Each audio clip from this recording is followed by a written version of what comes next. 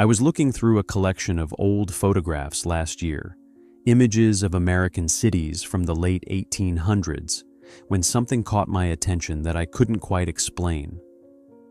The photograph showed a bustling urban street, probably from the 1880s or 90s based on the clothing styles and architecture. There were multi-story buildings lining both sides of the street, shop fronts with large display windows, pedestrians going about their business, horse-drawn carriages in the roadway. What struck me immediately was how clean the sky looked above the street. There were no power lines, no telephone wires, no cables of any kind stretching between buildings or running along poles. The sky was completely clear. My first thought was that this must have been taken before electrical infrastructure was installed, before cities were wired for power and communication. That would make sense. Electricity wasn't widely distributed until the late 19th and early 20th centuries. But then I noticed other details that made this explanation feel insufficient.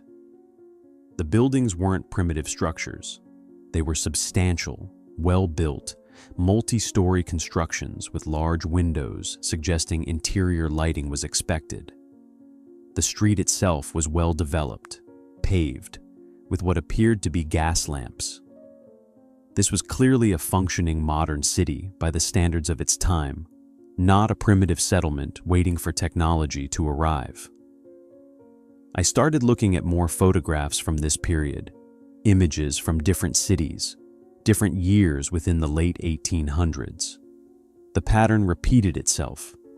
Photograph after photograph showed developed urban environments, cities with substantial populations, commercial districts, public buildings, transportation infrastructure, all functioning without any visible overhead wiring. I found images of city streets from the 1890s showing electric streetcars running on rails, yet still no visible overhead power lines supplying electricity to those streetcars. The streetcars were clearly operational. You could see them in motion, carrying passengers, but the mechanism powering them wasn't visible in the way I expected. The standard historical explanation for electric streetcars in this period is straightforward. Early systems used various methods to supply power. Some used underground conduit systems where the electrical connection ran beneath the street surface. Others used overhead wires that the streetcar connected to through a pole rising from the vehicle roof. The overhead wire systems became more common because they were cheaper to install and maintain than underground conduits. This explanation made sense, and I accepted it initially. But as I looked at more photographs, I began to notice aspects that didn't quite fit with this narrative. In many photographs from the 1890s, I could see streetcars that appeared to be electric, yet there were no overhead wires visible in the images. The photographs were clear enough that you could see architectural details on buildings, could read signs on storefronts, could distinguish individual faces in crowds. If overhead wires existed, they should be visible. The absence of wires suggested either that the photograph predated electric streetcars or that the power was supplied through some method that didn't require visible overhead infrastructure. But the streetcars in the images looked like electric vehicles, and the dates placed them in the period when electric streetcars were supposedly in use. I started researching underground conduit systems more carefully. These systems did exist, primarily in a few major cities that wanted to avoid the visual clutter of overhead wires. New York, Washington, D.C., and a handful of European cities installed underground conduit systems. But these systems were expensive and technically challenging. They required excavating the streets, installing conduits, maintaining electrical connections vulnerable to water and debris. Most cities chose overhead wires specifically because underground systems were too costly. Yet I was finding photographs from numerous cities, not just the few wealthy metropolises with underground conduits, showing streetcars operating without visible overhead wires. The more I examined these images, the more I noticed other details about the urban environment they depicted. The buildings in these photographs often featured architectural elements that seemed designed with more purpose than pure decoration. Many structures had elaborate metalwork on their roofs, ornate metal finials, decorative metal elements at various points on the facade. At first, I thought this was simply architectural ornamentation, the kind of decorative metalwork common in 19th century architecture. But the placement and design of some of these elements seemed unusually specific, as if they served some function beyond aesthetics. I found photographs showing buildings with metal domes topped by metal spires or rods extending upward. The official explanation identifies these as decorative cupolas, architectural features meant to add visual interest to a building's roofline, sometimes serving functions like ventilation. The metal rods on top are described as lightning rods, protective devices to divert electrical strikes safely to the ground. This explanation is reasonable. But when you look at the frequency and consistency of these features across many buildings, when you notice how many structures incorporated substantial metal elements, you begin to wonder if there might have been additional purposes not fully captured in standard architectural explanations. The scale of some of these metal structures is notable. I came across photographs of public buildings, exhibition halls, train stations from the late 1800s featuring enormous metal and glass domes or vaulted roofs. These structures represented significant investments in metal infrastructure at a time when metal was relatively expensive. The official explanation emphasizes their architectural and practical purposes, creating large open interior spaces, allowing natural light, making impressive public statements. All of this is certainly true, but the specific designs, the way metal framework was integrated throughout these structures, sometimes seems engineered with more sophistication than would be strictly necessary for the stated purposes. I began looking at photographs of World's Fairs and international expositions from the late 19th century. These events were showcases for the latest technology and architectural innovation. Many featured extensive use of metal framing, large glass panels, elaborate electrical lighting systems. Photographs from these expositions show the buildings illuminated at night, suggesting substantial electrical power generation and distribution. Yet in many of these images, the mechanism for distributing that power isn't clearly visible. There are buildings lit up brilliantly, fountains operating with electric pumps, displays featuring electrical technology, but the infrastructure supplying power to all of this isn't prominent in the way you might expect. The standard explanation notes that these expositions had their own dedicated power plants, often located in separate buildings on the exposition grounds. Power was distributed through a combination of underground cables and, in some cases, overhead wires that may not be prominent in photographs depending on the angle and lighting. This makes sense, but it raises interesting questions about capability. If event organizers in the 1890s could install comprehensive electrical systems covering many acres, powering hundreds of buildings for a temporary exposition, what level of electrical infrastructure capability existed in permanent cities during this same period? I found myself comparing photographs of cities from the 1880s and 90s with photographs from the 1910s and 20s. The difference was dramatic. By the 1910s, urban photographs show skies crisscrossed with wires, dense webs of cables running along streets, connecting to buildings strung between poles. The visual clutter of electrical and telephone infrastructure is prominent in almost every urban photograph from this later period.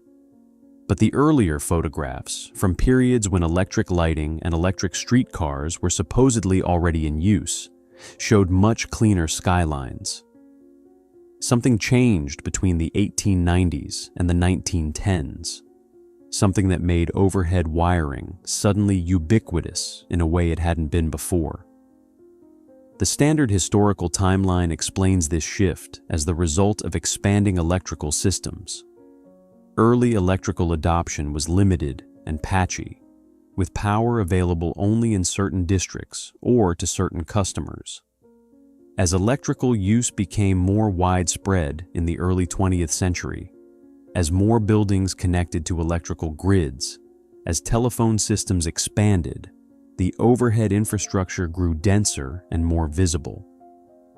This progression makes sense as a general narrative.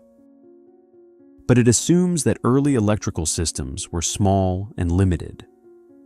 The photographs I was examining suggested something different. They showed cities that appeared fully functional, fully developed, with substantial infrastructure, yet without the visible overhead wiring that supposedly should have been present. I started examining photographs of residential neighborhoods from the late 1800s. These images showed streets lined with substantial houses, multi-story homes with large windows suggesting interior lighting was expected. Yet even in photographs from the late 1890s, well after electrical service became available in major cities, many of these residential areas showed no visible overhead wiring.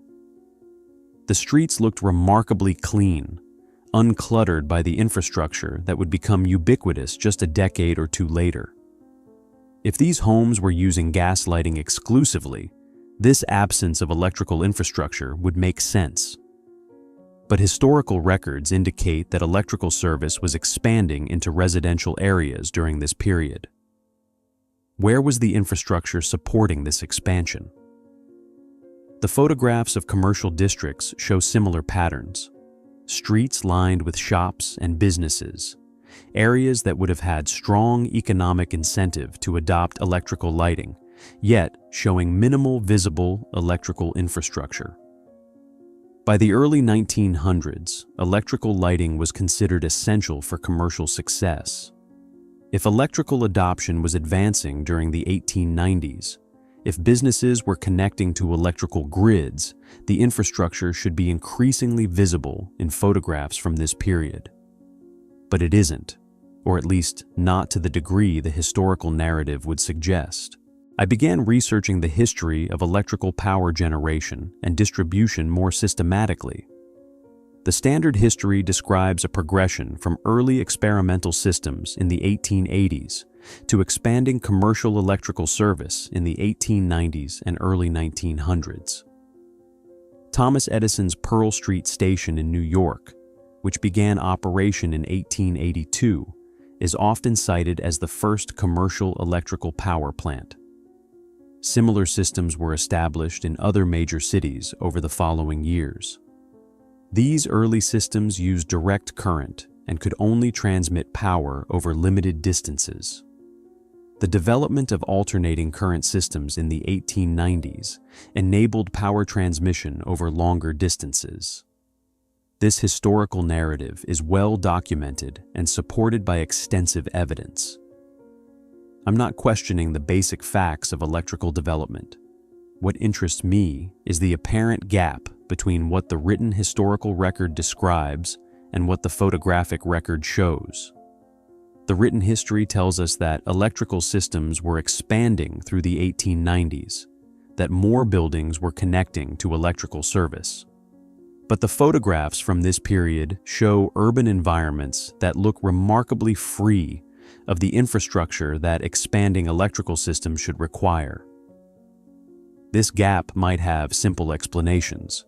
Perhaps underground wiring was more extensive than I've assumed. Perhaps early overhead wire systems were less visually prominent. But the consistency of the pattern across many photographs from many locations makes me wonder if our understanding might be incomplete. I started looking at photographs of specific buildings, examining them for evidence of electrical service.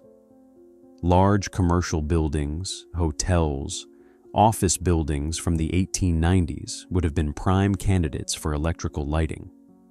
These were businesses with capital to invest, with strong incentives to adopt new technology. Historical records confirm that many such buildings did install electrical lighting during this period. But when I looked at photographs of these buildings from the time, I struggled to see evidence of electrical connection. No visible service wires running from street poles to the buildings, no electrical meters or connection boxes visible on exteriors. The buildings themselves often featured design elements that seem notable in retrospect. Many had metal-clad domes or roof structures, decorative metal cornices along their roof lines, metal window frames, extensive use of metal in their architectural detailing. The standard explanation emphasizes decorative and structural purposes. Metal was increasingly available due to improved manufacturing, allowing architects to incorporate it more extensively. This explanation is valid, but metal is also an excellent conductor of electricity, and the specific configurations of metalwork in some buildings, running along edges, concentrated at corners, extending upward from roof peaks, sometimes seem positioned in ways that might serve purposes beyond decoration or structure. I found photographs of buildings under construction from this period, images showing the internal framework before exterior cladding was applied. These construction photographs reveal how extensively metal was used in the building structure: metal beams and columns, metal roof trusses, metal framework integrated throughout. For tall buildings, this metal framework served essential structural purposes, allowing construction of buildings taller than was practical with traditional masonry. But the metal framework also created an electrically conductive structure throughout the building, a network of metal elements all in physical contact with each other and with the ground through the building's foundation. I'm not suggesting that these buildings were powered by some unknown or mysterious source. I'm simply noting that they contained extensive metal infrastructure whose purposes included, but perhaps weren't limited to, structural support. If you wanted to distribute electrical current throughout a building, a metal structural frame would provide a ready-made network for doing so. Whether this was intentional or simply a fortunate side effect of using metal for structural purposes is something I don't know, but it's an interesting question to consider.